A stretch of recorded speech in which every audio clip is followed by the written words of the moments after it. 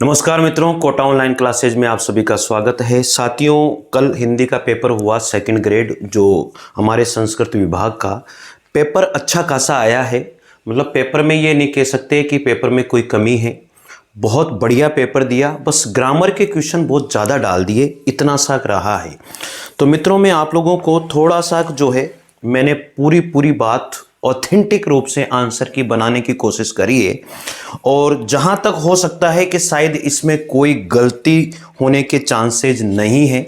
मैं आप लोगों को फिर बता दूं, 1% भी गलती होने के चांसेज इसमें नहीं होंगे। तो मित्रों, थोड़ा सा विश्वास कीजिएगा, बस यही सबसे मेन चीज है। अगर आपने विश्वास किया तो हो जाएगा काम। देखो यहां पर यह है हमारे पास जो आपका पेपर हुआ था, वही पेपर है, और इस पेपर की आंसर की मैंने बनाई है कि कौन सा प्रश्न जो है राइट है, कौन सा इसमें नहीं गलत है। तो सारी चीज़ें बनाने की पूरी कोशिश करिए कि एक भी क्वेश्चन ऐसा ना हो जिसमें डाउट रहे। तो मित्रों, देखिएगा पूरा का पूरा, और चैनल को जरूर सब्सक्राइब कीजिएगा। यहाँ पर हिंदी साहित्य का इतिहास, काव्य शास्त्र, ग्रामर, सब कुछ मैं first grade, second grade, REET वगैरह सबके लिए करवाता हूँ। बहुत बढ़िया चैनल है, आप लोगों के लिए मेहनत करते हैं इस चैनल पर। चलिए, तो पहला प्रश्न है मेरे मित्रों। पहले प्रश्न में यहां पर जो आंसर दिया गया है वो आंसर देखो। पहला प्रश्न है, निम्नलिखित में विलोम शब्द दर्शाने वाला सही विकल्प कौन सा है। तो सही विकल्प की बात की जा रही है, तो पाश्चात्य का पौरस्त्य, पाश्चात्य का पौरस्त्य सही विकल्प की बात की जाती है। पौरस्त्य या पौर्वात्य, ये दोनों शब्द इसके विलोम शब्द होते हैं।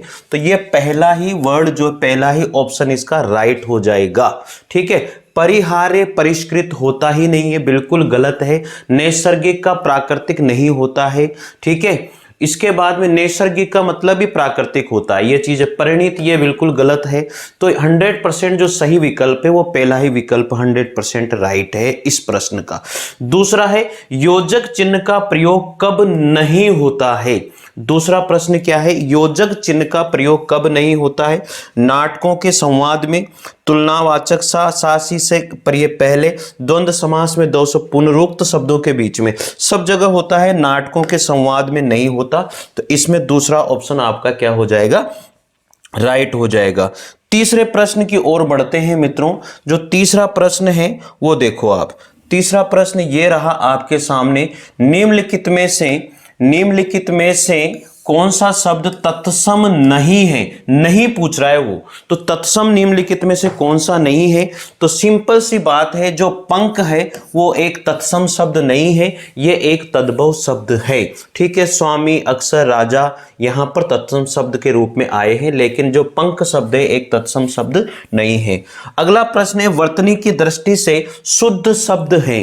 जो वर्तनी की दृष्टि से शुद्ध शब्द का प्रयोग हुआ है, वहां पर आप लोग देखिए, जो वर्तनी की दृष्टि से शुद्ध शब्द का प्रयोग इसमें किया गया है, सदृश्य होता है। क्या सदृश्य होता है, सदृश्य नहीं होता। अंताक्षरी, स्वास्थ्य गलत है बिल्कुल। उपलक्ष्य भी गलत है, उपलक्ष्य होता है। ये सेकंड ऑप्शन बिल्कुल इसका राइट है, अंताक्षरी बिल्कुल सही शब्द है। ठीक है, अगला प्रश्न है साथियों, यहां पर पांचवा प्रश्न है, विस्मयदिबोधक चिन्ह का प्रयोग कहां पर नहीं किया जाता है। यानी कि जो विस्मयदिबोधक जो चिन्ह है उसका प्रयोग कहां पर नहीं किया जाता है, यह चीज आपको ध्यान देनी है। कहां पर नहीं किया जाता, आल्हा सूचक शब्दों के अंत में, यानी कि आवाज जब हम लोग देते हैं उसके अंत में विस्मयदिबोधक चिन्ह का प्रयोग किया जाता है, बिल्कुल सही है। जहां स्थिति निश्चित न हो, तो जहां स्थिति निश्चित नहीं होती है वहां विस्मयदिबोधक चिन्ह का प्रयोग नहीं किया जाता है। तो इसमें सेकंड ऑप्शन इसका राइट हो जाएगा साथियों। चले आगे बढ़ते हैं इसी क्रम में। छठा प्रश्न यह आता है आपके सामने, देखो छठे नंबर का प्रश्न है, दिख रहा होगा आप लोगों को। छठे नंबर का प्रश्न है, किसी की चिट्ठी डाकिया हमारे यहां फेंक गया। रेखांकित शब्द, यानी कि यहां किसी शब्द के ऊपर रेखांकित हो रहा है, इसका मतलब ये तो सिंपल सा वाक्य है, अनिश्चयवाचक इसमें आ जाएगा। तो छठे नंबर पर क्या हो जाएगा, अनिश्चयवाचक। निम्नलिखित विकल्पों में जो द्वित्व व्यंजन का सही उदाहरण यहां पर है, इसमें कोई द्वित्व व्यंजन नहीं है, इसमें भी नहीं है, इसमें द्वित्व व्यंजन है। तो तीसरा ऑप्शन इसका राइट हो जाएगा। बहुत सिंपल सा क्वेश्चन था। निम्नलिखित में में से किस विकल्प के सभी शब्द परस्पर पर्यायवाची हैं? तो किस विकल्प के जो सभी शब्द हैं वो पर्यायवाची हैं साथियों? चक्षु और कृशाणु बिल्कुल नहीं है, क्योंकि एक आंख और एक अग्नि का है। वृक्ष और विहग भी नहीं है। पेड़ और जो है पक्षी का है। वायु चपला का भी नहीं है। तो सिंपल सा आंसर है अंबर और वसंत जो है हो जाएगा 8वें नंबर में पहला ऑप्शन राइट। ठीक है, आगे बढ़ते हैं साथियों। एकदम पूरी कोशिश करिए मैंने कि कोई गलती ना हो, इसलिए मैं कल नहीं आया था आंसर की बताने के लिए। मैंने कि ढंग से बैठ करके आंसर की करेंगे, क्योंकि बच्चे भी अभी बेचारे जो है फर्स्ट पेपर की तैयारी कर रहे होंगे। तो प्रॉपर तरीके से आंसर की निकाल ली मैंने, और इसमें जो बन रहे होंगे आपके वो अच्छे बन रहे होंगे क्वेश्चन, क्योंकि इसमें कोई दिक्कत ऐसी बात मेरे को लगी नहीं है। पेपर थोड़ा स्तरीय पेपर है, अच्छा पेपर आया है। पर यह है 9वां प्रश्न है, उच्चारण स्थान के आधार पर व्यंजन वर्गों का गलत विकल्प है। अब इसमें गलत विकल्प छांटना है। ट ठ ड ड तो मूर्धन्य है। रिटो रसाणाम मुर्दा बिल्कुल सही है। इचु ऐसा नाम तालवे सही है। होस्टे उपधाम्या नाम होस्टे तो लितुल असा नाम दंते, ये गलत है साथियों। तो सेकंड ऑप्शन इसका क्या हो जाएगा? राइट हो जाएगा। ठीक है, तो 9वें में सेकंड ऑप्शन हो गया। 10वां प्रश्न आता है यहां पर, निम्नलिखित में से तत्सम शब्द हैं। जो तत्सम शब्द की बात ये कर रहा है, वहां पर देखो शाप, बूंद, खजूर, कपूर। तो कपूर का कर्पूर होता है, तो ये तत्सम नहीं है, ये तद्भव है।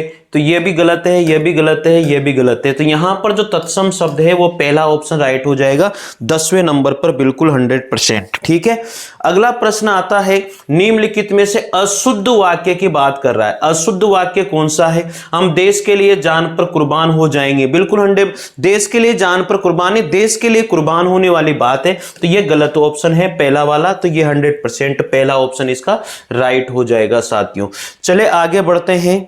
यहां पर 12 नंबर का जो प्रश्न है वो प्रश्न आता है आपके सामने, अर्थ की दृष्टि से विधिवाचक वाक्य है। तो अर्थ की दृष्टि से विधिवाचक वाक्य कौन सा है? तो साथियों देखो, संकटों ने उसे हर तरफ से घेरा किंतु वो निराश नहीं हुआ, ये तो बिल्कुल गलत है। अस्वस्थ रहने के कारण वह परीक्षा में सफल न हो सका, जो छात्र परिश्रम करेंगे उन्हें सफलता अवश्य मिलेगी। मैं खाना खा चुका तब वह आया।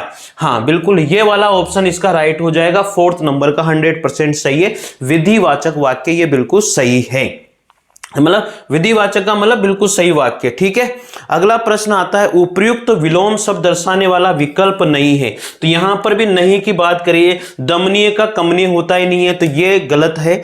ठीक है, दृष्ट का विनम्र, दुष्कर का सुकर, तामसिक का सात्वी, बिल्कुल सही है चारों के चारों ऑप्शन। बाकी ये सेकंड ऑप्शन इसका गलत हो जाएगा। ठीक है, अगला प्रश्न चलते हैं भाई मित्रों। दिख रहा होगा मेरे हिसाब से, मैंने अपने आप को ब्लैक करके आपको पूरा पेपर दिखाने की कोशिश करी है साथियों। बात अच्छी लगे और अच्छे आंसर अगर मैं दे रहा हूं, अच्छे आपको लग रहे हैं आंसर, जरूर चैनल को सब्सक्राइब कीजिएगा। आपको खुद को लगेगा इस चैनल पर पढ़ करके, क्योंकि मैं मेरे नोट्स से पढ़ाता हूं साथियों। मेरे नोट्स मैंने इसमें डाउनलोड किए और आप लोगों को वही नोट्स लिखवा रहा हूं। ऐसा कोई भी अपने नोट्स को नहीं देता है, लेकिन मैं दे रहा हूं साथियों। विश्वास मानिए और चैनल से जरूर जुड़िएगा। ठीक है, लाइक और शेयर जरूर कीजिएगा मित्रों। अगला प्रश्न आता है, निम्नलिखित में से कौन सा कंठे वर्ण नहीं है? निम्नलिखित 40 नंबर का प्रश्न है, निम्नलिखित में से कौन सा कंठे वर्ण नहीं है? कंठे का मतलब होता है यहां से बोले जाना वाला वर्ण। तो अकुह वीर सर्जा नाम कंठे, तो अकुह वीर सर्जा नाम कंठे, तो अ भी है, क भी है और ह भी है, तो यही नहीं है साथियों। तो इसमें जो है पहला ऑप्शन गलत है, तो यही आपका राइट हो जाएगा। वाक्यांश हेतु दिए गए उपयुक्त शब्द वाला विकल्प है। अब यहां पर वाक्यांश यानी कि वन वर्ड वाली बात की जा रही है। बड़ा चढ़ाकर कही गई उक्ति को कटुक्ति कहते हैं कि यार ये तो सीधा सीधा ही ऑप्शन दिख रहा है इसमें। तो 15 नंबर में तो आप खुद भी लगा सकते हो। ठीक है, जो स्त्री कविता रचते हैं उसको विदुषी कहते हैं, जो व्याकरण जानता है व्याकरण कहते हैं, जो बहुत कठिनाई से मिलता है। तो विकल्प है यानी कि उपयुक्त विकल्प की बात की जा रही है। तो यहां पर सिंपल सी बात है, तीसरा ऑप्शन राइट हो जाएगा। जो व्याकरण का ज्ञाता होता है उसे व्याकरण कहते हैं। ये तो सबके ही राइट हुआ होगा। कर्मवाच्य का उदाहरण बताइए। जहां पर के द्वारा की बात की जाएगी वहां पर कर्मवाच्य होता ही होता है। चलिए देखो, अब के द्वारा जोड़ करके अगर हम पढ़ लेंगे तो कर्मवाच्य 100% वहां पर हो जाएगा। पुस्तक पढ़ी जाती है, किसके द्वारा पुस्तक पढ़ी जाती है, तो 100% यहां पर तीसरा ऑप्शन राइट हो जाएगा, पुस्तक पढ़ी जाती है। ठीक है साथियों, तो यहां पर कर्म पर जोड़ दिया जा रहा है, तो ये ऑप्शन इसका राइट हो जाएगा 16 नंबर में। अगला क्वेश्चन आता है मित्रों यहां पर देखो, अगला प्रश्न है 16 के बाद में 17 नंबर का, ठीक ठीक शब्द क्रिया विशेषण के किस रूप को दर्शाता है। जो ठीक ठीक शब्द है क्रिया विशेषण के किस रूप को दर्शाता है, तो साथियों एक ही साथ अगर एक ही शब्द रिपीट होता है, अर्थात इधर उधर, हाथ हाथ, जल्दी जल्दी, ये सब रीतिवाचक में आते हैं। ठीक है, तो यहां पर पहला ऑप्शन राइट हो जाएगा। अव्ययभाव समास का उदाहरण नहीं है साथियों। यथा जो है अव्यय होता है, ये भी बिल्कुल सही है।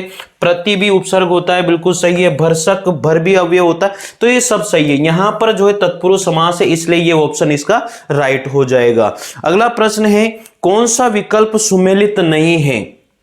देखिएगा 19 नंबर के प्रश्न की हम लोग बात करेंगे, तो 19 नंबर का प्रश्न क्या कहता है, कौन सा विकल्प सुमेलित नहीं है। तो ये यहां पर भी नहीं शब्द की बात की जा रही है। पांचों उंगलियां घी में, सब तरफ से लाभ ही लाभ होना, ये तो 100% सही बात की जा रही है साथियों। तो 19 नंबर का जो प्रश्न है उसमें पहला वाला तो बिल्कुल सही है। पास नहीं धेला बथार चले मेला असंभव कार्य, ये बिल्कुल गलत बात है, यहां पर ये सही विकल्प नहीं है, तो दूसरा ऑप्शन इसका राइट हो जाएगा। पसीने की कमाई मेहनत से कमाया हुआ धन, बिल्कुल, और तो सारे सही के सही है, कोई दिक्कत वाली बात इसमें नहीं है। आप लोग इन्हें जरूर देख लीजिएगा, अच्छे क्वेश्चन हैं। क्वेश्चन नंबर 20 पे बात करेंगे हम लोग। यहां पर देखो 20 नंबर का प्रश्न है, तो 20 नंबर का प्रश्न है, किस शब्द का रूप जो है एक वचन और बहुवचन में एक जैसा ही रहता है। मामा जो शब्द है उसका एक जैसा ही रहता है, मामा का कभी बदलता नहीं है। एक वचन में भी वही और द्विवचन में भी वही, बहुवचन में भी वही, सब में वही चलता है। द्विवचन तो हिंदी में होता ही नहीं है। ठीक है, तो एक वचन और बहुवचन दोनों में सेम ही रहता है मामा शब्द। ठीक है भैया, आगे बात करते हैं, किस समूह में सभी शब्द तत्सम हैं। तो तत्सम यहां पर देखो किसमें सभी शब्द तत्सम हैं, वचन, प्रिय और मध्य। तो मेरे हिसाब से यहां पर 21 में पहला ऑप्शन राइट हो जाएगा, 100% सही है। इस पर संघर्षी व्यंजन है, श श श, च च च छ, चो च छ ज, इस पर संघर्षी व्यंजन है, तो यहां पर 4th नंबर का ऑप्शन राइट हो जाएगा। ठीक है, दिख रहा होगा आप लोगों को। अगला प्रश्न आता है 23 नंबर का प्रश्न है, निम्नलिखित में से दंतोष्टे वर्ण है। दंत और ओष्ठ से बोले जाने वाला वर्ण निम्नलिखित में से कौन सा है, तो आप बता सकते हैं। 23 नंबर का जो प्रश्न है उसमें यहां पर हो जाएगा फ। दंतोष्टे कौन सा वर्ण है, फ वर्ण है। 23 नंबर के प्रश्न में सेकंड ऑप्शन राइट हो जाएगा। 24 नंबर का प्रश्न है, किस शब्द में 2 उपसर्गों का प्रयोग हुआ है, तो यहां पर अभी प्लस आ, तो यहां पर सेकंड ऑप्शन राइट हो जाएगा, अभी प्लस आ 24 नंबर में। ठीक है, अगले क्वेश्चन की बात करते हैं। 25 नंबर का क्वेश्चन है, बातचीत कम करो और अपना काम देखो। तो यहां पर तो ये तो सीधा सीधा दिख रहा है, जो है आज्ञार्थक, आज्ञावाचक वाक्य है। कौन सा वाक्य शुद्ध है, तो यहां पर कौन सा वाक्य शुद्ध है, उसने मुझे गालियां निकाली, उसने मेरे को गालियां निकाली, उसने मुझे गालियां दी, तो ये तो हम खुद भी बोलते हुए आते हैं। तो 26 नंबर का जो प्रश्न है, उसने मुझे गालियां दी, हमेशा ये तो मतलब सिंपल सा सेंटेंस है, इसको तो आप कर ही सकते थे। इनमें से सुमेलित विकल्प नहीं है। सही विकल्प, इनके सही सुमेलित विकल्प इनमें से कौन सा नहीं है। 27 नंबर के प्रश्न की बात हम लोग करेंगे। तो 27 नंबर का प्रश्न क्या कहता है कि सही सुमेलित विकल्प इनमें से कौन सा नहीं है। गुड़ गोबर करना, बना काम बिगाड़ देना, ये तो सही है। गुस्सा पीना, क्रोध रोकना, गीत गाना, प्रशंसा करना, गुलर का फूल होना, बहुत ही सुंदर होना। तो 27 नंबर का जो प्रश्न है साथियों, उसमें सही विकल्प नहीं है। गुलर का फूल होना ये गलत विकल्प है। ठीक है, तो अगला प्रश्न है, कौन सा वाक्य शुद्ध है। यहां पर 28 नंबर में जो प्रश्न है, अश्वमेघ का घोड़ा पकड़ा गया, ये वाक्य बिल्कुल शुद्ध है। ठीक है, अगला क्वेश्चन आता है 29 नंबर का प्रश्न है। 29 नंबर के प्रश्न में देखो कौन सा ऑप्शन राइट होता है। कहना बहुत, करना थोड़ा के लिए निम्नांकित में से उपयुक्त लोकोक्ति कौन सी है। कहना तो बहुत है और करना बहुत कम है। कहना बहुत पर करना थोड़ा, इसके लिए जो है उपयुक्त लोकोक्ति कौन सी है? नानी के आगे ननिहाल की बातें, नाम मेरा गांव तेरा, नापे 100 गज फाड़े 9 गज। हाँ, ये वाली उक्ति मेरे को 29 नंबर में देखो, ये बिल्कुल 100% सही है। नापे 100 गज फाड़े 9 गज, तो यहां पर ज्यादातर काम किया जा रहा है भाई। ठीक है, अब आए अगला प्रश्न 30 नंबर का। किसी ने ठीक ठाक कहा है, नारी अबला नहीं सबला है। इस वाक्य में निम्नलिखित में से किस विराम चिन्ह का प्रयोग नहीं हुआ है? तो यहां पर देखो, उद्धरण चिन्ह का प्रयोग हुआ है और अर्ध विराम चिन्ह का प्रयोग, किस विराम चिन्ह का प्रयोग नहीं हुआ है?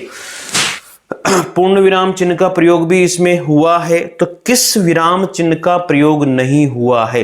अर्ध विराम चिन्ह का प्रयोग इसमें नहीं दिख रहा है मेरे को। 30 नंबर का जो प्रश्न है उसके अंदर अर्ध विराम चिन्ह का प्रयोग नहीं हुआ है। कोमा के ऊपर बिंदी लगाते हैं, वो अर्ध विराम चिन्ह होता है। ठीक है, इस तरह से। और ये तो जो होता है वो अल्प विराम होता है, ये अर्ध विराम होता है। इसमें दिख रहा है ये तो अल्प विराम रहा, ये उद्धरण चिन्ह है और ये पूर्ण विराम चिन्ह है। ठीक है, कोई दिक्कत तो नहीं है। आगे बढ़ते हैं, इसी क्रम में आगे बढ़ते हैं। जानबूझकर विपत्ति में पड़ने के लिए उपयुक्त लोकोक्ति कौन सी है? जानबूझकर विपत्ति में पड़ने के लिए ऊंट के गले में बिल्ली, इधर कुआं उधर खाई। जानबूझकर आमों की कमाई, नींबुओं में गमाई, आ बेल मुझे मार।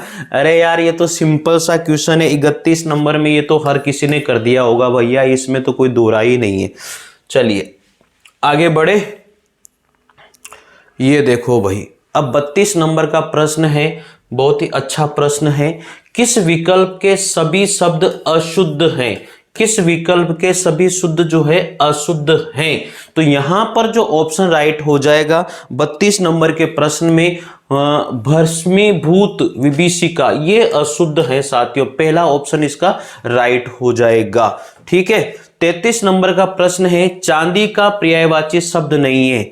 चांदी का पर्यायवाची शब्द नहीं है रौप्य, और इसके बाद में चंद्रातप, रूपा और रजत। रजत तो चांदी का पर्यायवाची होता है, ये तो आपको सबको ध्यान होगा इससे। तो 33 नंबर का जो प्रश्न है उसमें चंद्रातप नहीं होता। रौप्य भी होता है, रूपा भी होता है, रजत भी होता है, लेकिन चंद्रातप नहीं होता। ठीक है, तो चांदी का पर्यायवाची नहीं पूछ रहा है, तो बिल्कुल सेकंड ऑप्शन राइट हो जाएगा, इसमें कोई दो राय नहीं है। यशोदा हमारे घर की लक्ष्मी है, वाक्य में प्रयुक्त लक्ष्मी शब्द यहां पर संज्ञा के किस रूप को दर्शाता है?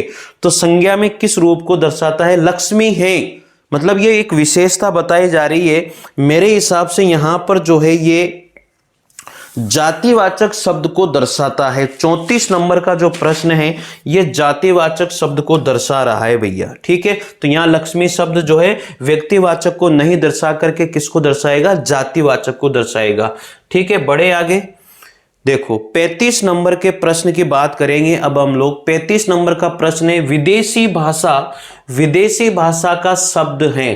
तो नमस्ते, नवाचार, नयाचार, नमक और नराधाम। यहां पर जो 35 नंबर का प्रश्न है उसमें नमक एक विदेशी भाषा का शब्द है। ठीक है, भाववाच्य का उदाहरण है, गणेश खाना नहीं खाएगा, सीता से चला भी नहीं जाता। हाँ, तो 100% 36 नंबर में सेकंड ऑप्शन क्या हो जाएगा? राइट हो जाएगा, सीता से चला भी नहीं जाता।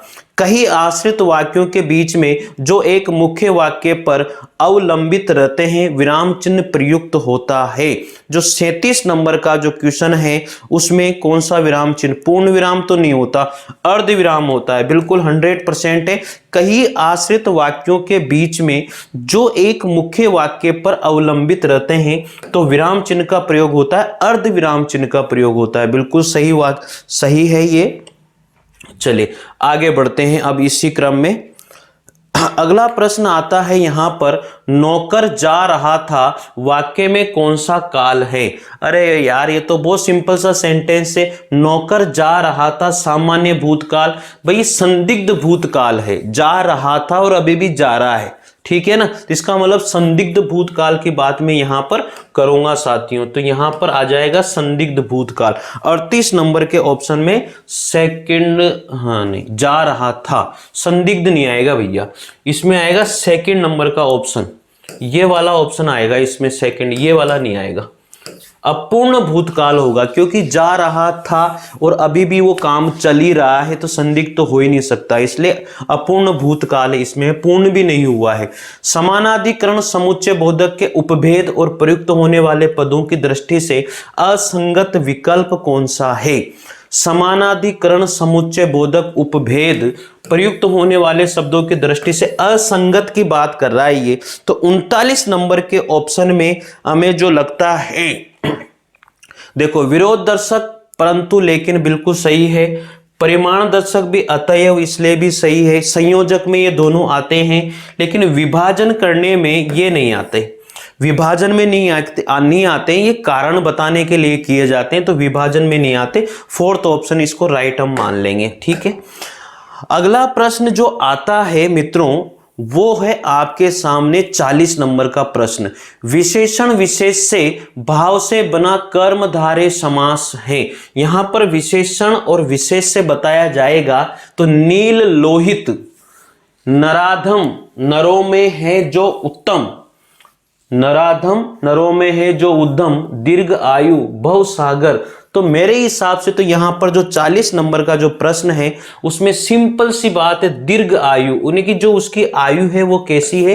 दीर्घ आयु है। यानी कि ये कहता है कि विशेषण और विशेष से होने चाहिए और कर्मधारय समास होना चाहिए, क्योंकि विशेषण और विशेष से उपमान और उपमेय किस में होते हैं? कर्मधारय समास में होते हैं। तो यहां पर ये वाला ऑप्शन राइट हो जाएगा तीसरे नंबर का। 41 नंबर का क्वेश्चन है, निम्नलिखित में से कौन सा वाक्य शुद्ध है? यहां पर शुद्ध वाक्य की बात की जा रही है। पिताजी सकुशल पहुंच गए हैं, बेटों में युद्ध हो गया है, टिड्डियों की मंडली सारी फसल चट कर गई है। शुद्ध वाक्य पूछ रहा है ये। मैं उसकी चातुर्यता से दंग रह गया। चातुर्यता तो होता ही नहीं है ऑप्शन, ठीक है। तो यहां पर जो 41 नंबर का क्वेश्चन है, पिताजी सकुशल पहुंच गए हैं, मेरे को तो यही ऑप्शन सबसे राइट लग रहा है भैया। इसमें मुझे भी कंफ्यूजन है, लेकिन मैं मेरी तरफ से बता रहा हूं कि पहला ऑप्शन इसमें जो है राइट होगा 41 नंबर के प्रश्न में। आंखों से पर्दा उठ जाना मुहावरे का अर्थ है। 42 नंबर का प्रश्न है, आंखों से पर्दा उठ जाना, अप्रिय लगना, अत्यधिक क्रोध करना, असलियत का पता लगना, ठीक है, अहंकार या मद से अंधा होना। तो सही मुहावरे का अर्थ पूछ रहा है, तो 42 नंबर का जो प्रश्न है वो है आंखों से पर्दा उठ गया, इसका मतलब असलियत का पता लग गया है। तो थर्ड ऑप्शन इसमें राइट हो जाएगा 100%, कोई दिक्कत इसमें नहीं है, ठीक है। मैंने भी बैठ करके आंसर की निकाली है, कोशिश करी है कि एक भी क्वेश्चन गलत ना हो। कौन सा विकल्प सुमेलित है? देखो यहां पर कौन सा विकल्प सुमेलित है, तो सही विकल्प का हमें ज्ञान करना है। घुटना टेकना, अड़ जाना, घास छिलना, पशुवत व्यवहार करना, घी का कुप्पा लुढ़कना, बहुत लाभ होना, घड़ों पाड़ी पड़ना, अत्यंत लज्जित होना। तो सही विकल्प का चुनाव हम लोग यहां पर कर रहे हैं। तो 43 नंबर का जो प्रश्न है उसमें फोर्थ ऑप्शन राइट होगा। निम्नलिखित में से कौन सा विकल्प संयुक्त वाक्य का उदाहरण है? देखो संयुक्त वाक्य की बात कर रहा है, वह आया और उसने देखा कि भीतर कोई नहीं है। तो यहां पर जो 44 नंबर का प्रश्न है उसमें फोर्थ आ जाएगा, और, अथवा, लेकिन, किंतु, परंतु, इसलिए, अतः, इन सभी अवयवों का प्रयोग संयुक्त वाक्य में ही किया जाता है। 45 नंबर का ऑप्शन 45 नंबर का प्रश्न है कि निम्नलिखित में से अर्थ के आधार पर क्रिया विशेषण का भेद नहीं है। तो अर्थ के आधार पर क्रिया विशेषण का भेद नहीं है। स्थानवाचक, गुणवाचक, रीतिवाचक और कालवाचक। तो 45 नंबर का जो प्रश्न है उसमें गुणवाचक नहीं है, क्योंकि जो गुणवाचक होता है आपने देखा होगा कि ये जो है विशेषण का पर्याय है, ठीक है, गुणवाचक। तो विशेषण होते हैं, अर्थ के आधार पर क्रिया विशेषण का भेद पूछ रहा है ये, तो गुणवाचक क्रिया विशेषण का नहीं हो सकता, ठीक है। तो यहां पर सेकंड ऑप्शन आपका राइट माना जाएगा। 45 क्वेश्चन हो चुके हैं। 46, क्योंकि साथियों में मतलब इनको जो है ना आपको आंसर बता रहा हूं सीधा सीधा, क्योंकि बहुत टाइम लग जाता है और आप भी यही चाहते हो कि आंसर सीधे सीधे बताया जाए ताकि पता लग जाए कि ये आंसर है, ठीक है। निम्नलिखित में से भाववाच्य का उदाहरण है, तो भाववाच्य का उदाहरण निम्नलिखित में से कौन सा है? तो 46 नंबर का जो प्रश्न है, पुस्तक पढ़ी जाती है, धूप में चला नहीं जाता, ये भाववाच्य बिल्कुल 100% है। तो 46 नंबर का जो प्रश्न है उसमें जो ऑप्शन राइट होगा वो तीसरा ऑप्शन राइट हो जाएगा। प्रतिष्ठा, कांति, जल, इनमें से किस शब्द के अर्थ हैं? पानी के, तड़ित के, आग के, विद्युत के। अब भैया यार सिंपल सी बात, ये तो मतलब इसको तो कोई भी कर देगा यार। 47 नंबर का जो प्रश्न है उसमें तो पहला ही ऑप्शन राइट हो जाएगा। इसको इतना सिंपल प्रश्न है ये तो बहुत गजब का। ठीक है, आगे बढ़ते हैं। अब किस विकल्प में सभी शब्द वर्तनी की दृष्टि से शुद्ध हैं? तो किस विकल्प में जो सभी शब्द है वर्तनी की दृष्टि से शुद्ध है? तो आरोग्य ये गलत है। यहां पर ये शब्द घनिष्ठ, एथेस्ट और कनिष्ठ, पहला ऑप्शन इसका राइट हो जाएगा। ठीक है, वर्तनी की दृष्टि से साथियों यहां पर शुद्ध शब्द हैं शोचनीय, सुनपंखा, शमशान और हितैषी। हितैषी बिल्कुल गलत है, ये अशुद्ध की बात कर रहा है। तो हम सीधा सीधा ऑप्शन बता सकते हैं कि हितैषी में जो है ना ये वाला आता है। ठीक है, तो यहां पर जो है फोर्थ ऑप्शन गलत माना जाएगा। तो 49 क्वेश्चन जो है उसमें फोर्थ ऑप्शन गलत है। 50 नंबर है, इनमें से कौन सा अघोष वर्ण है? जो अघोष वर्ण है साथियों इनमें से कौन सा है? तो अघोष वर्ण जो है स एक अघोष वर्ण है। 51 नंबर में आगे बात करेंगे, थर्ड ऑप्शन राइट हो गया 50 में।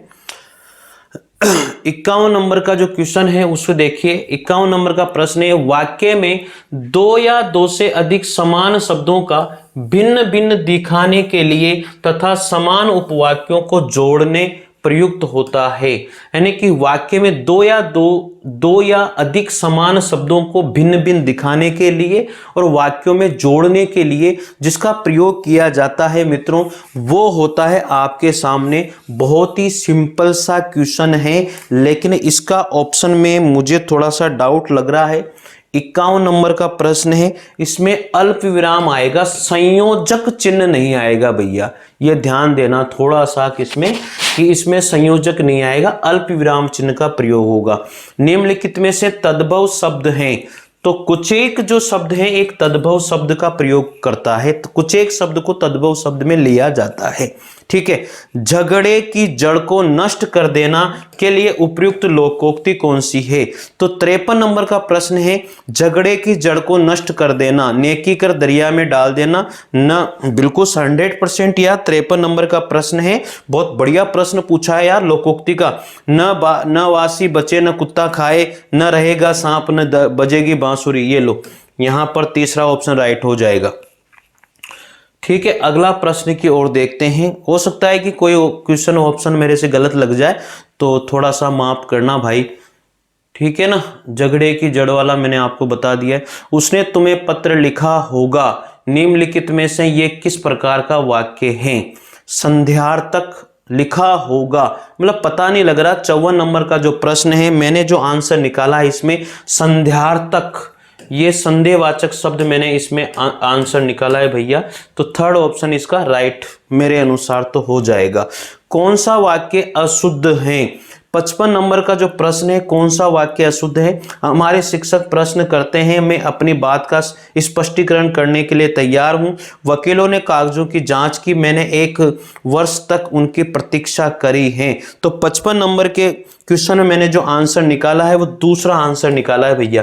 मैं अपनी बात का स्पष्टीकरण करने के लिए तैयार हूं, ये वाक्य मुझे अशुद्ध लगता है। ठीक है, बाकी अब आपके लिए बताना मुझे इसमें 55 नंबर के क्वेश्चन में कौन सा आंसर सही है। थोड़ा सा मैं कंफ्यूज था इसमें, आप जरूर बताइएगा। स्वर संधि से निर्मित शब्द नहीं है। अब यहाँ पर जो स्वर संधि से निर्मित शब्द नहीं है, देखो यहाँ पर ये जो उद्धार जो शब्द है 56 नंबर का क्वेश्चन है, उसमें उद्धार उत प्लस हार होता है, तो व्यंजन संधि का उदाहरण हो जाएगा। 57 नंबर का क्वेश्चन है, शुद्ध वाक्य का चयन कीजिए। शुद्ध वाक्य का चयन करना है। उस पर घड़े पानी पड़ गया, उस पर घड़ों पानी गिर गया, उस पर घड़ों पानी पड़ गया, उस पर घड़ों पानी गिर गया। पड़ जाना ही सही माना जाएगा। 57 नंबर का प्रश्न है, उस पर घड़ों पानी पड़ गया, तो तीसरा ऑप्शन इसका राइट हो जाएगा। इनमें से कौन सा शब्द तत्सम नहीं है? विल्व, बिंदु, बादल और बलिवर्द। देखो बलिवर्द भी तत्सम है, बिल्व तत्सम है, बिंदु और बादल में से आपको ध्यान देना है। तो मेरे हिसाब से जो बादल शब्द है 58 नंबर के प्रश्न में वो तद्भव शब्द है, न कि तत्सम शब्द। तत्सम शब्द नहीं है ये, ठीक है। अगला प्रश्न आता है 59 नंबर का प्रश्न है। देखो 59 नंबर का प्रश्न है, 59 नंबर का क्वेश्चन में ध्यान देना भाई। किस शब्द में सभी शब्द विशेषण से निर्मित भाववाचक संज्ञा में है? बड़प्पन, सजावट, चलन, चतुराई, लड़कपन, चढ़ाई, बुढ़ापा, गर्मी, घबराहट, कठोरता, मिठास और सर्दी। तो यहां पर जो है विशेषण भी है और भाववाचक भी है। तो मेरे हिसाब से 59 जो क्वेश्चन है उसमें 4th नंबर का ऑप्शन राइट होगा, कठोरता, मिठास और सर्दी भाववाचक संज्ञा है। 59 क्वेश्चन में 4th ऑप्शन राइट हो जाएगा। निम्नलिखित में से कौन सा संज्ञा शब्द सदैव एक वचन में होता है?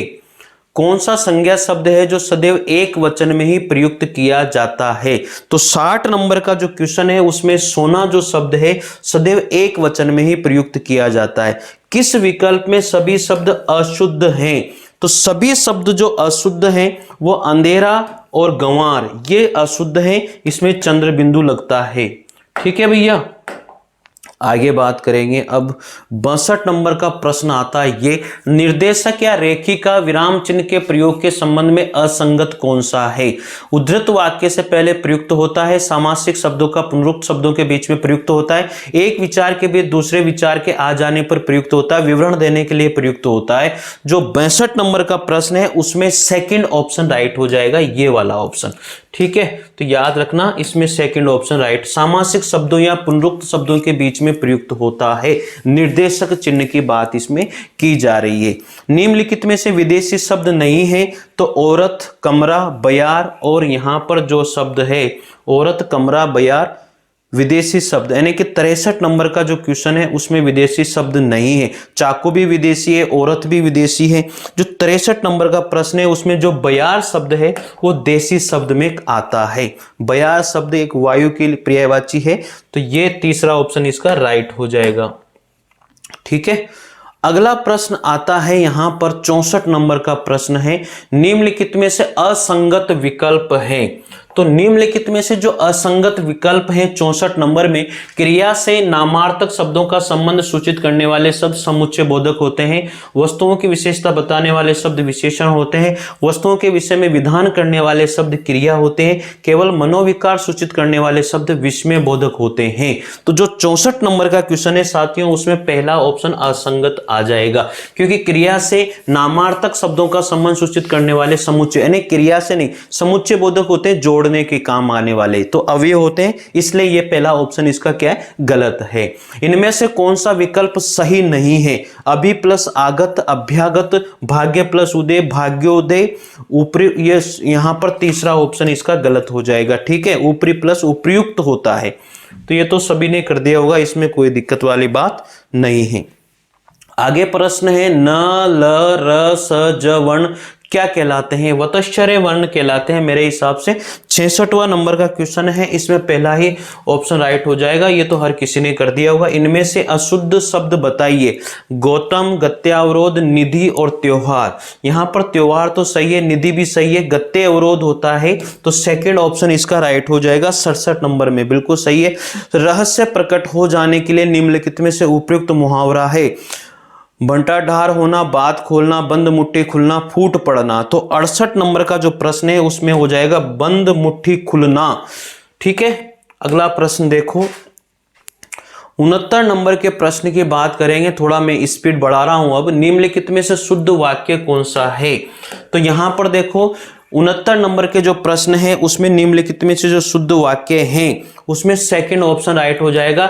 सीढ़ी के सहारे में जहाज पर जा पहुंचा, ये बिल्कुल शुद्ध वाक्य है, तो ये ऑप्शन राइट हो जाएगा।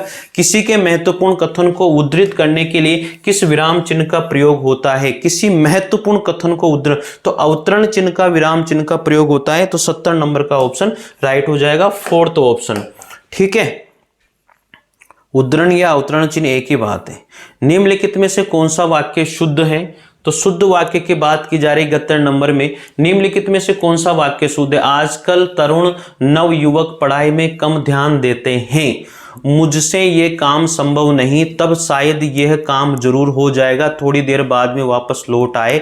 यार इसमें तो मैं कंफ्यूज हूं, लेकिन मेरी तरफ से जो मैं बता देता हूं, जो मैंने लगाया है 71 नंबर के क्वेश्चन में दूसरा ऑप्शन मैंने लगाया, मुझे ये काम संभव नहीं, मुझसे ये काम संभव नहीं, ये वाक्य शुद्ध में मानता हूं। ठीक है भैया।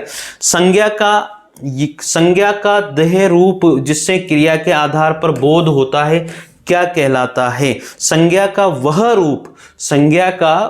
रूप जिससे क्रिया के आधार का बोध होता है वो क्या कहलाता है? अधिकरण कारक, करण कारक, क्रिया के आधार का, संप्रदान, संबंध, करण। तो मैंने जो ऑप्शन लगाया है 72 नंबर में वो है अधिकरण कारक। आधार का बोध होता है इसलिए मैंने अधिकरण कारक को ही रखा है इसमें। जरठ और जठर का क्रमशः जो अर्थ होता है 73 नंबर का जो प्रश्न है, उस प्रश्न में जो आंसर होगा देखो 73 नंबर के प्रश्न में यह है जरठ और जठर शब्द का आंसर इसमें हो जाएगा। 73 नंबर के जो प्रश्न है उसमें यहां पर जरठ बूढ़ा और जठर जो है पेट की आग को क्या कहा जाता है? ठीक है।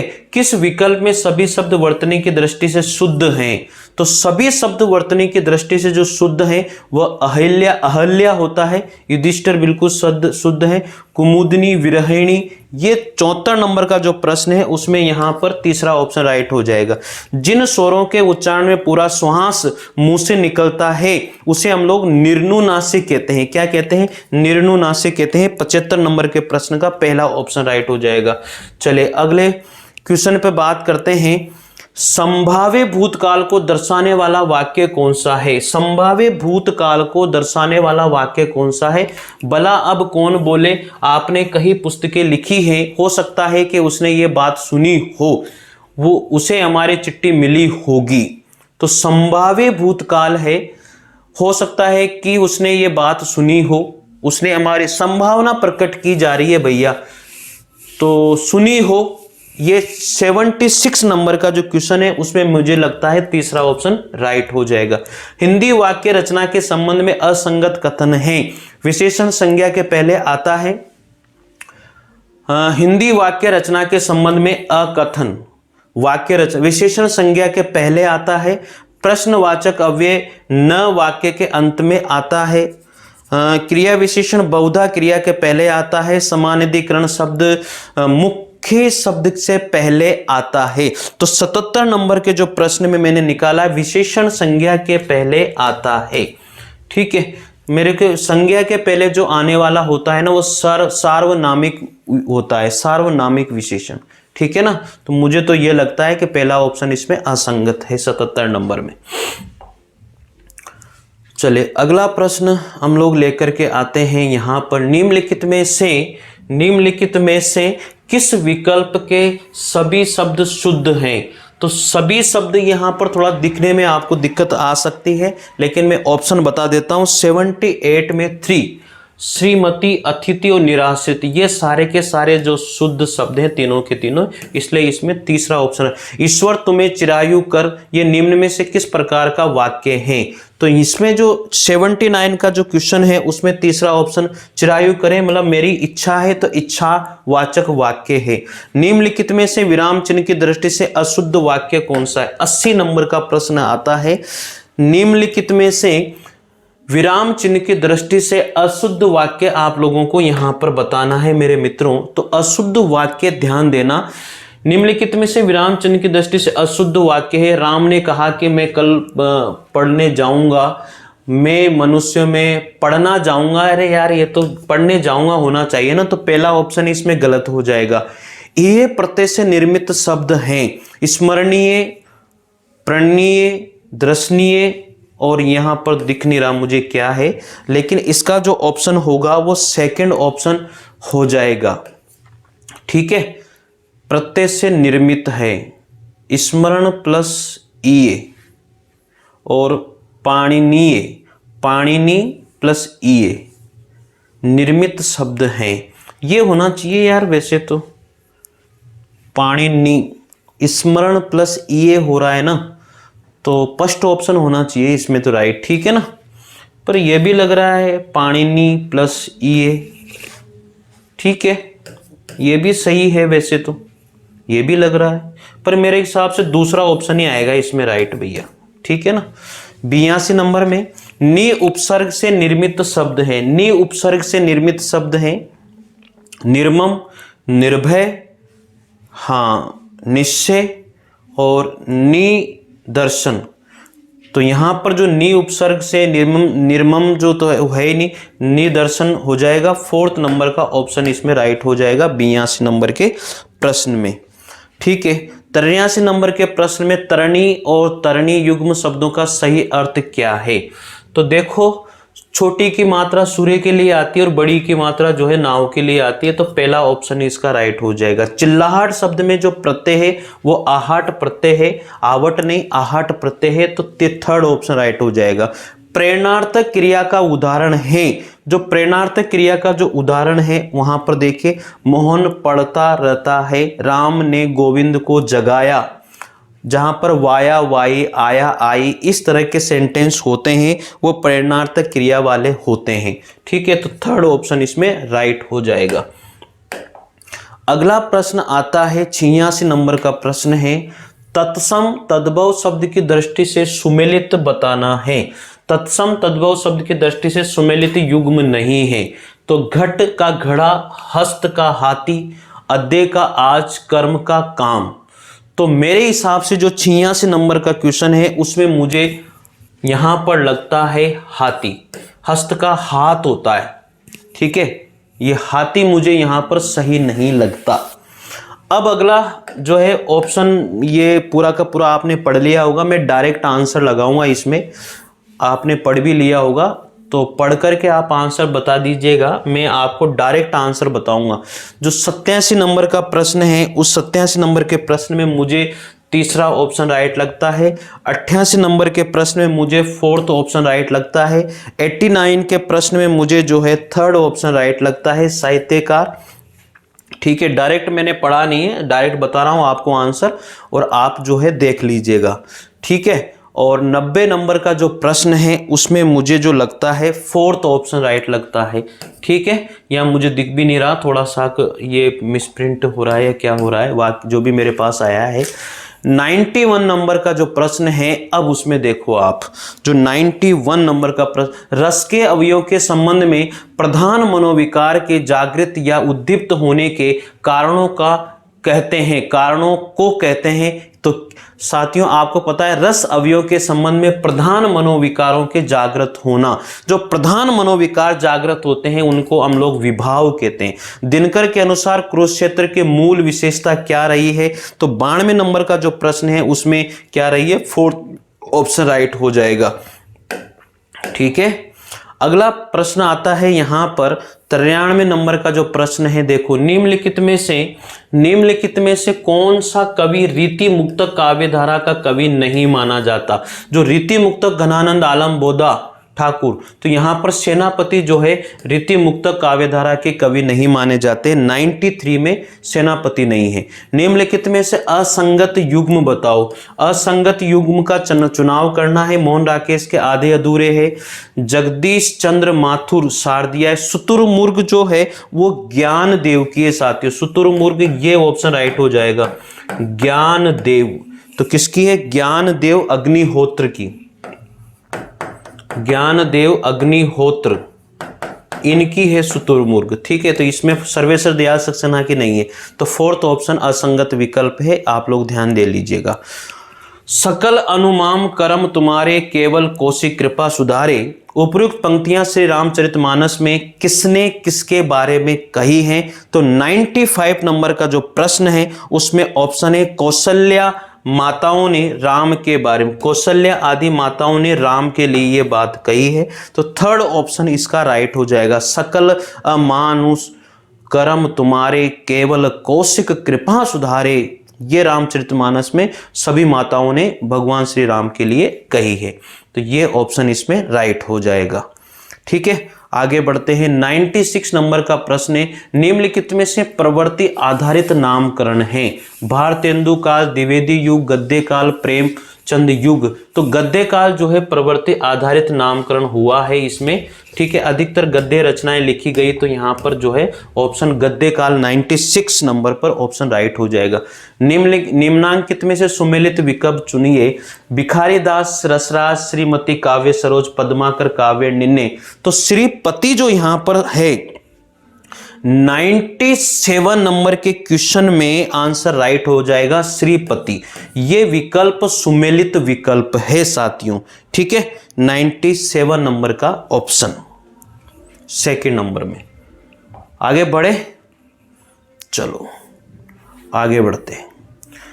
यहां हमारे परम मनोहर जिजतु, यहाँ हमारे परम मनोहर जिजतु मुख्य चाही, ब्रह्मगीत सार के उक्त पंक्तियों में यहाँ शब्द किसके लिए आया है? यहाँ हमारे परम मनोहर जिजतु हैं, मुख चाही, किसके लिए आया है? तो बहुत सिंपल सा आंसर है भैया, गोपियों के लिए। भ्रमर गीत की उक्त पंक्ति में यहाँ जो शब्द है वो गोपियों के लिए आया है। क्या मरने मारने की बात लगाई है, मरे जर्मनी और तुर्क, उसने कहा था मैं, ये कथन किसने किससे कहा है? तो 99 नंबर का प्रश्न है। वजीरा सिंह ने लहना सिंह से ये कथन कहा है। मारुत नंदन मारुत को, मन को, खगराज को वेग लजायो, उपयुक्त पद में कौन सा काव्य दोष आया है? मारुत नंदन मारुत को, मन को, खगराज को वेग लजायो, उपयुक्त पद में कौन सा काव्य दोष आया है? तो 100 नंबर का जो क्वेश्चन है उसमें दुष्कर्मत्व काव्य दोष इसमें है। अगला प्रश्न है, निम्नलिखित में से भारतेंदु मंडल में सम्मिलित कवि नहीं है। तो नहीं की बात की जा रही है, तो 101 नंबर में थर्ड ऑप्शन मैथिली शरण गुप्त जो है भारतेंदु युग के नहीं माने जाते हैं, भारतेंदु मंडल के कवि नहीं माने जाते हैं। 102 नंबर का प्रश्न है साथियों, में डायरेक्ट आपको बता रहा हूं, कोई व्याख्या कुछ नहीं है, आप खुद कर लोगे, इसमें कोई परेशानी नहीं है। पुष्की रात में सुबह सारे खेत की दशा देखकर हल्कू की प्रतिक्रिया थी।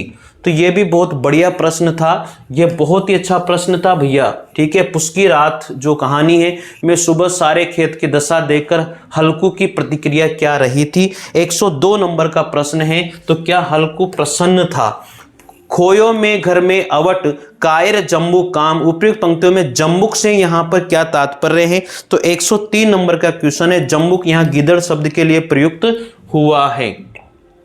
अगला प्रश्न आता है यहां पर 104 नंबर का प्रश्न है, निम्नलिखित में से कौन सा युग्म सुमेलित नहीं है? यहां पर थोड़ा सा दिख नहीं रहा होगा तो, लेकिन मैं ऑप्शन आपको बता देता हूं। 104 नंबर के प्रश्न में ये वाला ऑप्शन, पहला ऑप्शन राइट है। तरी को ले जाओ मझधार, डूबकर हो जाओगे पार, डूबकर हो जाओगे पार में निम्नलिखित में से कौन सा अलंकार है? तो 105 नंबर के प्रश्न में अलंकार विरोधाभास अलंकार, डूबकर कैसे पार हो जाओगे यार, ये तो सीधा सीधा विरोधाभास वैसे ही दिख रहा है। 106 नंबर का प्रश्न आता है साथियों, प्रमुख सिद्ध संतों में सुमिलित नहीं है। अब प्रमुख सिद्ध संतों में सुमिलित नहीं है तो जंबनाथ यहां पर प्रमुख सिद्ध, सरप्पा, लुहिपा, डोंबिपा, ये जहां पर भी पापा शब्द जुड़ता है ना, ये सम्मिलित होता है, ठीक है। चलिए आगे बढ़ते हैं इसी क्रम में। निम्नलिखित में से कौन सा विकल्प, 107, माधुर्य गुण व्यंजक वर्णों से युक्त शैली निम्नलिखित में से किस काव्य रीति की प्रमुख विशेषता रही है? तो माधुर्य गुण वाली बात अगर हम लोग करेंगे तो मेरे हिसाब से तो 107 नंबर का जो प्रश्न है उसमें वेदर्भी रीति की बात की जाएगी। निम्नलिखित में से कौन सा विकल्प दोहा छंद का लक्षण है? सम चरणों में 11 मात्राएं होती है, बिल्कुल सही है। विषम चरणों में 13 होती है, विषम चरण तुकांत होते हैं। ये ऑप्शन 108 नंबर के में ये तीसरा, विषम चरण तुकांत होते हैं, तो ये ऑप्शन राइट हो जाएगा। दोहा लक्षण नहीं पूछ रहा है ये, ठीक है। 109 नंबर के प्रश्न पे आ जाओ भैया, दिख रहा होगा साथियों आप लोगों को, और उत्तर में बिल्कुल सही सटीक उत्तर बताने की कोशिश कर रहा हूं ताकि आपको टाइम भी नहीं लगे अपनी आंसर की मिलाने में, अपने पेपर को मिलाने में, और आप मिला सकते हो। निम्नलिखित में से कौन सा विकल्प दोहा छंद का, ये मैंने आपको बता दिया, इसमें तीसरा ऑप्शन राइट हो जाएगा। 109 नंबर का जो प्रश्न है उसमें देखिए, निम्नलिखित में सुमेलित विकल्प हैं। जो 109 नंबर का प्रश्न है उसमें जो आंसर राइट है उस्मान की चित्रावली, ये बिल्कुल राइट 100%। और साथियों मैं आपको बता दूं, हिंदी साहित्य का इतिहास और काव्य शास्त्र मेरे नोट से ही आया है पूरा का पूरा। आप मिला के देख लेना, जो भी बच्चों ने मेरे नोट्स मंगवाए हैं, हिंदी साहित्य का इतिहास पूरा का पूरा मिला करके देख लेना नोट्स में, आपको खुद को पता लग जाएगा यार वाकई में नोट्स बहुत अच्छे हैं।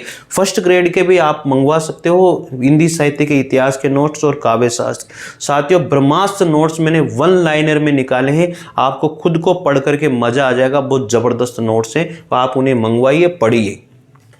निम्नलिखित में से ज्ञान मार्गी भक्ति धारा के कवि नहीं है। ज्ञान मार्गी भक्ति धारा के कवि नहीं है। ईश्वरदास, मलुकदास, रेदास और पीपाजी 110 नंबर का प्रश्न है। इसमें ईश्वरदास ज्ञान मार्गी शाखा के कवि नहीं है। रचना और रचनाकार के दृष्टि से सुमेलित युग्म कौन सा है? अरे वो करुणा प्रभामय, शमशेर बहादुर सिंह, उत्सवा, नागार्जुन, काल तुझसे होड़े मेरी अग्गे और जमुन जल तुम, केदारनाथ अग्रवाल से 111 नंबर का ऑप्शन है। तो यहां पर फोर्थ ऑप्शन इसका राइट हो जाएगा। बढ़े आगे, चलिए 112 नंबर के प्रश्न पे आ गए हैं। इनमें से किसे रीतिकालीन सर्वांग निरूपण कवियों में परिणित नहीं किया जाता है? रीतिकालीन सर्वांग निरूपण कवियों में, सर्वांग निरूपक कवियों में परिणित नहीं किया जाता है। भूषण, देव, कुलपति मिश्र, चिंतामणि 112 नंबर का प्रश्न है। भूषण को नहीं किया जाता, प्रेमात्मक नहीं है ये। भूषण जो है एक बहुत लड़ाकू वाली कविताएं लिखा करते थे, इसलिए सर्वांग निरूपण में ये नहीं रहे थे। बाकी देव, कुलपति मिश्र, चिंतामणि तो है। 113 नंबर का, तो लिख ले मामा परिधान तो ही गाम का सम राम सिंह ही बनेंगे। उक्त कठन पट्टाक्षेप नहीं होगा, कहानी में निम्नलिखित में से किसका है? तो साथियों बहुत बढ़िया कहानी है, आप लोगों को ये क्वेश्चन तो आ गए होंगे जिन्होंने तैयारी करी होगी। 113 नंबर का प्रश्न था, बन्नी ठाकुर इसमें आ जाएगा ऑप्शन राइट। चलिए अगला क्वेश्चन आता है यहां पर 114 नंबर का प्रश्न है। यह भाषा से संबंधित प्रश्न आगे देवनागरी लिपि से संबंधित है। देवनागरी लिपि की विशेषता में शामिल नहीं है, यहां पर नहीं शब्द की बात की जा रही है, बाकी आप पढ़ लेना। सीधा ऑप्शन की बात करते हैं। 114 नंबर के प्रश्न में मैंने जो ऑप्शन निकाला है शिरोरेखा विहीनता, यानी कि जबकि देवनागरी लिपि में तो हम लोग शिरोरेखा खींचते ही हैं, तो ये गलत ऑप्शन है, सीधा सीधा दिख रहा है। दादू संप्रदाय के संबंध में असंगत है, रज्जबदास, सुदरदास, अग्रदास और अंगवधु। तो यहां पर 115 नंबर का जो प्रश्न है उसमें अग्रदास ऑप्शन क्या हो जाएगा? असंगत है। ठीक है साथियों, मेरे हिसाब से बात समझ में आ गई होगी। आगे है 116 नंबर का प्रश्न है, पूर्वी हिंदी की किस उपभाषा या बोली के लिए कोसली शब्द का प्रयोग किया जाता है? ये ऑप्शन तो यार बहुत बार आ गया, कोसली के लिए प्रयुक्त किया जाता है। तो 116 नंबर का प्रश्न है, तो अवधि के लिए कोसली शब्द का प्रयोग किया जाता है। याद हो गया होगा आपको, तो ये तो सब जगह लिखा हुआ मिल जाता है। जीने पट में जुलमुली झलकती ओप अपार, सुर तरु की मनु सिंधु में लस्ती सब पल्लव डार। यहां बिहारी की उक्त पंक्तियों में सब पल्लव डार का निम्नलिखित में से कौन सा अभिप्राय नहीं है? ये नहीं शब्द की बात कर रहा है। तो 117 नंबर के प्रश्न में हाथों पांवों की उपमा के लिए, तो ये मुझे नहीं लगता है। फिर आपके अनुसार क्या है साथियों, जरूर कमेंट करके बताइएगा। ठीक है, कोशिश मैंने पूरी करी है कि एक भी क्वेश्चन जो है ना गलत ना हो, लेकिन फिर भी मानवीय है, मानव स्वभाव है, गलत भर भी जाता है, हो जाता है। ठीक है साथियों, कोई क्वेश्चन मेरी तरफ से अगर मुझे मैं कंफ्यूज और मेरे से भी गलत हो गया हो, तो देखो मानवीय स्वभाव है, एक आध क्वेश्चन ऊपर नीचे हो सकता है, लेकिन मैंने कोशिश पूरी करी है कि एक एक क्वेश्चन को जो है सटीक आंसर आपको देने की कोशिश पूरी मैंने करी है। तो साथियों जरूर से जरूर आप देखिएगा। 118 नंबर का प्रश्न है साथियों, यहां पर आचार्य शुक्ल के श्रद्धा और भक्ति के संदर्भ में त्रुटिपूर्ण कथन कौन सा है? पूज्य भाव या महत्व की आनंदपूर्ण स्वीकृति के लिए बिना श्रद्धा नहीं होती। श्रद्धा का कारण अनिर्दिष्ट और अज्ञात होता है। श्रद्धा एक विस्तृत भाव है, इसके बदले हम श्रद्धे से अपने लिए कुछ एक नहीं चाहते। श्रद्धा और प्रेम के योग का नाम ही क्या है? भक्ति है। लेकिन इन्होंने कहा है त्रुटिपूर्ण कथन कौन सा है? तो 118 नंबर का जो क्वेश्चन है साथियों, उसमें मुझे जो लगता है वो सेकेंड ऑप्शन लगता है, श्रद्धा का कारण अनिर्दिष्ट और अज्ञात होता है। ये मुझे त्रुटिपूर्ण कथन लगता है भैया। तो ये सेकंड ऑप्शन इसमें मैं मानता हूं। मंदिर माही भया उजियारा, ले सूती अपना अपाम अपनाम पीव पियारा। कबीर की उक्त पंक्ति में मंदिर शब्द का जो प्रयोग हुआ है वो 119 नंबर का प्रश्न है, वो चित्त शब्द के लिए प्रयुक्त किया गया है।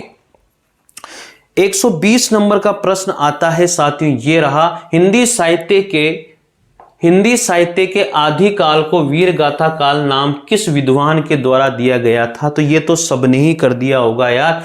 120 नंबर का प्रश्न है, यहाँ पर आचार्य रामचंद्र शुक्ल ने। निम्नांकित में से पूर्वी हिंदी से सम्मिलित नहीं है, पूर्वी हिंदी में से सम्मिलित नहीं है, यानी कि पूर्वी हिंदी में वो बोली नहीं आती है, तो एक बुंदेली उसमें नहीं आती है। ठीक है।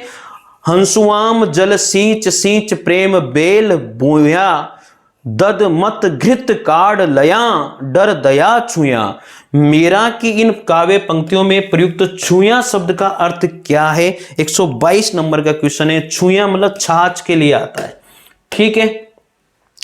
चलिए अगला प्रश्न आता है यहां पर 123 नंबर का प्रश्न है। चिर जीवों जोरी जुरे क्यों न सने गंभीर, को घटिए वर्ष भानुजा ये हलदर के वीर।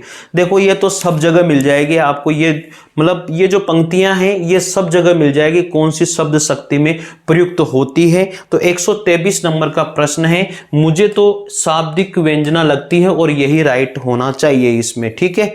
चलिए आगे बढ़े। 123 नंबर का प्रश्न बहुत आसान सा प्रश्न है।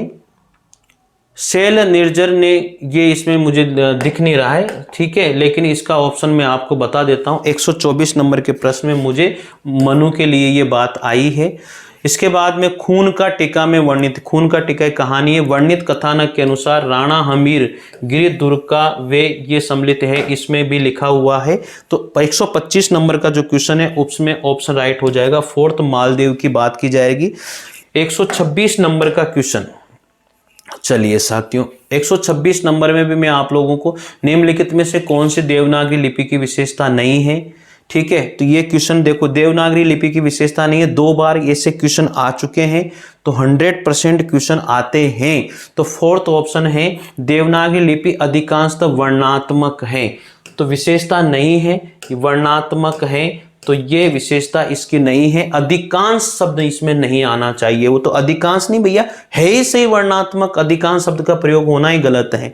127 नंबर का प्रश्न है, दीवान ने मिलते मारते कहा हमेशा हमेशा के लिए इसका काला मुंह हो जाएगा। उजाले के मुसाबी कहानी में निम्नांकित शब्द इसका प्रयोग से अभिप्राय क्या है? तो 127 नंबर का ऑप्शन है अंधेरे की बात यहां पर की जाएगी। ठीक है। 128 नंबर का प्रश्न आता है, उत्प्रेक्षा अलंकार के संबंध में असंगत कौन सा है? तो 128 नंबर के जो प्रश्न है उसमें असंगत कौन सा है? तो यहां पर सेकंड ऑप्शन इसका राइट हो जाएगा, ये असंगत कौन सा है। 129 में नारी का आकर्षण पुरुष को पुरुष बनाता है, तो उसका आकर्षण उसे गौतम बुद्ध बना देता है। लहरों के राजहंस के संदर्भ में यह कथन किसका है? तो 129 में यह कथन सुंदरी का कथन है। ठीक है। चलिए आगे बढ़ते हैं इसी क्रम में। 130 नंबर का प्रश्न है, तन मन धन गिरधर पर वारा। तो यहां पर 130 नंबर के प्रश्न में जो राइट होगा ऑप्शन, वो पहला ऑप्शन है, मेरा द्वारा श्री कृष्ण के चरणों का श्रृंगार करने की बात की गई है। विद्यार्थियों के, अब यहां पर शिक्षण विधियों के क्वेश्चन आ जाते हैं, तो मैं आपको बता देता हूं, विद्यार्थियों के शैक्षिक रूप से पिछड़ेपन के शारीरिक कारण के अंतर्गत निम्न में से कौन सा कथन नहीं है? तो यहां पर जो बात की जाएगी 131 नंबर के प्रश्न में पहला ऑप्शन हो जाएगा, अल्प स्मृति की बात की जाएगी।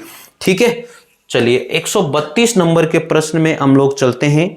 ये रहा 132 नंबर का प्रश्न, दी गई शिक्षण विधियों में से लेखन शिक्षण की कौन सी विधि है? दी गई शिक्षण विधियों, रूपरेखा अनुकरण विधि, ध्वनि साम्य विधि, अनुध्वनि विधि, देखो और कहो विधि, रूपरेखा विधि, ध्वनि साम्य विधि, अनुध्वनि विधि। तो दी गई शिक्षण विधियों में लेखन शिक्षण की कौन सी विधि है? तो 132 में जो ऑप्शन राइट होगा वो रूपरेखा अनुकरण विधि हो जाएगी, वैसा का वैसा ही लिखना। ठीक है ना। भाषा में कौशल विकास से अभिप्राय कौन सा है? सुनने की कुशलता, सुनने बोलने लिखने और पढ़ने की कुशलता, लिखने की कुशलता। कौशल विकास से अभिप्राय कौन सा उदाहरण आता है यहाँ पर? तो 133 सुनने बोलने लिखने और पढ़ने की कुशलता आ जाती है। 134 नंबर का जो प्रश्न है उसमें देखने की कोशिश करते हैं कौन सा ऑप्शन राइट हो जाएगा। विषय विश्लेषणात्मक श्रवण का अर्थ है, तो श्रुत सामग्री में प्रयुक्त प्रस्तुत विचारों पर तुलनात्मक दृष्टि से विचार करना एवं पूर्व अनुभव के आधार पर मूल्यांकन करना, निष्कर्ष निकालना। तो तीसरा ऑप्शन ही राइट है, इसमें तो कोई चैलेंज ही नहीं कर सकता। ठीक है। तीसरा ऑप्शन। देखो इनमें थोड़ा ऊपर नीचे ऑप्शन हो सकते हैं, मेरे अनुसार जो ऑप्शन मुझे लगे हैं वो मैं बता रहा हूं साथियों। मेरे को लगता है जहां तक शायद कोई गलत ऑप्शन मैं नहीं बता रहा हूं आपको। 135 नंबर का प्रश्न है, उच्च स्तर पर विवादग्रस्त विषयों पर रचना करवाने के लिए प्रभावी और उपयुक्त प्रणाली कौन सी कहलाती है? तो तर्क प्रणाली कहलाती है क्या, मंत्रणा प्रणाली कहलाती है क्या? तो मंत्रणा प्रणाली आना चाहिए 135 में। ठीक है, चलिए आगे बढ़ते हैं। अब 136 नंबर का प्रश्न है, नाटक की कथा वस्तु या पात्र, कथोपकथन, भाषा शैली आदि के बारे में प्रश्नोत्तर द्वारा जानकारी किस प्रणाली में संभव है? तो 136 नंबर के प्रश्न में जो आंसर आया है वो है व्याख्या प्रणाली। व्याकरण शिक्षण में आगमन विधि का उपयोग करते समय अध्यापक द्वारा किस क्रम का अनुसरण किया जाता है? आगमन विधि के, अब इसमें आप सब, ये तो मतलब नॉर्मल प्रश्न है एक तरह से आप देखो तो, उदाहरण, विश्लेषण, सामान्यीकरण, परीक्षण। तो 137 नंबर में सबसे पहले उदाहरण बताया जाता है, तो पहले में दूसरे और तीसरे में आप हो सकते हो, लेकिन उदाहरण के बाद में विश्लेषण होता है, फिर सामान्यीकरण होता है, लास्ट में परीक्षण होता है। तो यहां पर भी परीक्षण दिया हुआ है, लेकिन यहां पर विश्लेषण सेकंड नंबर पर दिया हुआ है, तो इसलिए तीसरा ऑप्शन इसका राइट हो जाएगा। बनावटीपन से उच्चारण का व्यवहार बालक के भाषा ही पिछड़ेपन के निम्न में से किस कारण में आता है? 138 नंबर का प्रश्न है, देखो बनावटीपन से उच्चारण का व्यवहार बालक के भाषाई कौशल, बनावटीपन से उच्चारण का व्यवहार बालक के भाषाई पिछड़ेपन के निम्न में से किस कारण से आता है? स्वास्थ्य दोष से, दूषित वातावरण से, बुद्धि मंदता से, दुराभ्यास से। तो 138 नंबर के जो प्रश्न है उसमें दुराभ्यास से आता है। ठीक है, गद्य शिक्षण में गहन अध्ययन का उद्देश्य क्या होता है? तो 139 में गहन अध्ययन कठिन शब्दों और विचार भावों विस्तृत व्याख्या सिखाना होता है, व्यापक अध्ययन होता है साथियों। अब चलिए यहां पर देखते हैं 140 नंबर का जो प्रश्न है। ठीक है, हाँ तो देखो 139 नंबर के प्रश्न में गद्य, इसमें तो दुष्प्रयोग यह आ जाएगा, इसमें तो कोई दिक्कत है नहीं, ऑप्शन फोर्थ हो जाएगा। गद्य शिक्षण में गहन अध्ययन का उद्देश्य होता है, तो गद्य शिक्षण में गहन अध्ययन का जो उद्देश्य होता है 139 में फोर्थ ऑप्शन में आ जाएगा। कठिन शब्द और विचार भावों की विस्तृत व्याख्या सिखाने के लिए व्यापक अध्ययन होता है। 140 नंबर का प्रश्न है, व्यापक अध्ययन होता है, तो यहां पर जो व्यापक अध्ययन होता है साथियों 140 नंबर के प्रश्न में समवेत वाचन के रूप में, आदर्श वाचन के रूप में, मौन वाचन के रूप में, अनुकरण वाचक, जो बहुत बड़े रूप में अध्ययन किया जाता है। तो 140 नंबर का जो प्रश्न है वो मौन वाचन के रूप में किया जाता है। एक नन्ही ज्योति असमय बुझ गई लेकिन हजारों दिलों में आजादी की अलग जगा गई। उपयुक्त पंक्ति का भाव ग्रहण और कारण कार्य का भाव समझना किस प्रकार का पठन है? तो साथियों जो 141 नंबर का प्रश्न है, चलिए साथियों 141 नंबर का प्रश्न है, एक नन्ही ज्योति असमय बुझ गई लेकिन हजारों दिलों में आजादी की अलग जगा गई।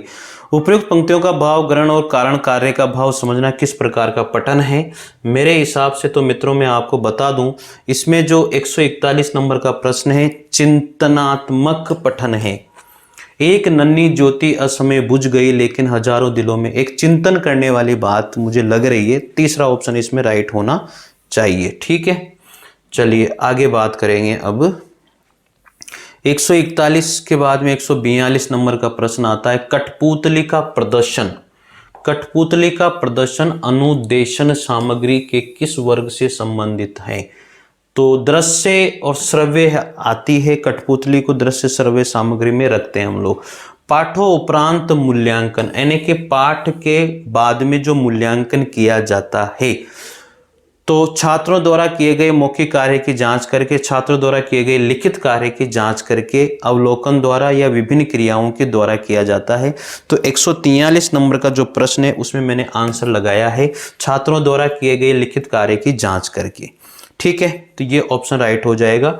144 नंबर का जो प्रश्न आता है उसमें व्याकरण भाषा का व्यवहारिक विश्लेषण करता है। व्याकरण भाषा का व्यवहारिक विश्लेषण करता है, ये कथन किसने बोला था? व्याकरण भाषा का व्यवहारिक विश्लेषण करता है, तो ये कथन किसका है साथियों? Doctor sweet doctor Kamta Prasad गुरु, डॉक्टर लज्जा शंकर या चैंपियन का? तो 144 में मुझे तो डॉक्टर स्वीट का लगता है। बताइएगा इस ऑप्शन को, इस क्वेश्चन को जरूर कमेंट करके बताइएगा। अगर सही है तो बिल्कुल कमेंट कीजिएगा सर बिल्कुल सही है, डॉक्टर स्वीट का ही है। इकाई योजना प्रारूप में 145 नंबर का प्रश्न है, इकाई योजना प्रारूप में जिन घटकों को क्रमवार प्रदर्शित किया जाता है उनका उचित क्रम कौन सा है? तो 145 में जो है साथियों मुझे पहला ही लगता है, वस्तु को संकलन करते हैं उद्देश्य के लिए, अपेक्षित योग्यताएं, शिक्षण प्रक्रिया, लास्ट में मूल्यांकन होता है। ठीक है, तो यह पहला ऑप्शन मुझे लगता है कि वस्तु को संकलन करना सबसे पहली बात आती है, लास्ट में मूल्यांकन है। तो 100% पहला ही मुझे सही लग रहा है, बाकी आप बताने की कोशिश करें कि यह सही है सर। ठीक है, भावों और विचारों के साथ पूर्ण तादात्म्य स्थापित करके अलौकिक आनंद की अनुभूति करवाना क्या कहलाता है? भावों और विचारों के साथ पूर्ण तादात्म्य स्थापित करके अलौकिक आनंद की अनुभूति कराना 146 नंबर के क्वेश्चन में कविता शिक्षण कहलाता है। सतत और व्यापक मूल्यांकन हेतु उच्च प्राथमिक स्तर पर शैक्षणिक क्षेत्र में जिन प्रक्रियाओं या तकनीकों का प्रयोग किया जा सकता है वो क्या कहलाती है? तो वो कहलाती अवलोकन, लिखित और मौखिक। पहले देखो, लिखो और फिर बोलो, वो वाली बात इसमें की जाती है। ठीक है, 148 नंबर का प्रश्न है, दृश्य साधन क्या है? दृश्य साधन है जिन साधनों को देखकर शब्द, अर्थ एवं भावों को समझा जाता है वो दृश्य साधन होता है। बिल्कुल सिंपल बात है। 148 नंबर का प्रश्न है, पहला, पाठ्य सामग्री के केंद्रीय भावों तक पहुंचने के लिए अधिक सामग्री कम समय में पढ़ने के लिए किस प्रकार का वाचन किया जाता है? तो साथियों किस प्रकार का वाचन होता है? द्रुत और मौन वाचन किया जाता है। 50 नंबर का प्रश्न है, 150 नंबर का प्रश्न है साथियों, देखिएगा 150 नंबर का प्रश्न बहुत ही आसान प्रश्न है, कोई ज़्यादा बड़ी बात नहीं है। बालकों को तत्काल क्या और कितना पढ़ना है? उचित मार्गदर्शन हेतु, उचित मार्गदर्शन हेतु बालकों को तत्काल क्या वो कितना पढ़ना है, क्या और कितना पढ़ना है, उचित मार्गदर्शन हेतु बालकों ने कितना ग्रहण किया है इसका पता चलता है। सूक्ष्म पाठ योजना से नहीं, लघु पाठ योजना से नहीं, इकाई योजना से नहीं, दैनिक पाठ योजना से पता चलता है मेरे अनुसार तो। ठीक है, तो मित्रों पेपर स्तरीय है और सीट कम है, तो जहां तक मैं मानता हूं कि इसमें जो जिसके 105 से लेकर के 112 तक क्वेश्चन राइट हो रहे होंगे, 105 से 112 तक क्वेश्चन राइट हो रहे होंगे, और फर्स्ट पेपर में 70 से 80, 70 से नहीं 75 से मानो भाई 75 से 80 के बीच में राइट हो जाएंगे, तो वो सेफ कैटेगरी में होगा। पेपर बहुत बढ़िया आया था, अच्छा पेपर था, कंफ्यूज करने वाला पेपर था, स्तरीय पेपर था, बहुत अच्छा। तो मैंने पूरी कोशिश करी है साथियों आंसर निकालने की, पूरी सटीक आंसर देने की, एक एक आंसर बताने की। ज़्यादा टाइम खराब नहीं किया मैंने, क्योंकि आप सबको पता है कि आंसर ही चाहिए हर व्यक्ति को, हर स्टूडेंट को कि भाई इसका आंसर ये, इसका आंसर ये, इसका आंसर ये। ठीक है, डिटेल में तो आप लोग सब किताबों में देख लेते हो, पढ़ ही लेते हो। तो मित्रों चैनल से जुड़िएगा, यहाँ पर हिंदी साहित्य का इतिहास, काव्य शास्त्र हर कोई मैं अपने नोट्स से करवा रहा हूँ, तो आप पढ़िएगा साथियों। निश्चित रूप से चैनल को सब्सक्राइब कीजिएगा, आपको अच्छा लगेगा साथियों। और नोट्स अगर आपको मंगवाने हिंदी साहित्य के इतिहास वगैरह के, तो डिस्क्रिप्शन में मेरे व्हाट्सएप नंबर दिए हुए हैं, आप व्हाट्सएप कर सकते हो अपने एड्रेस को, बहुत ही सही प्राइस में नोट्स आपको मिल जाएंगे। तो मित्रों मिलते हैं अगले वीडियो के साथ, तब तक के लिए जय हिंद जय भारत, थैंक यू।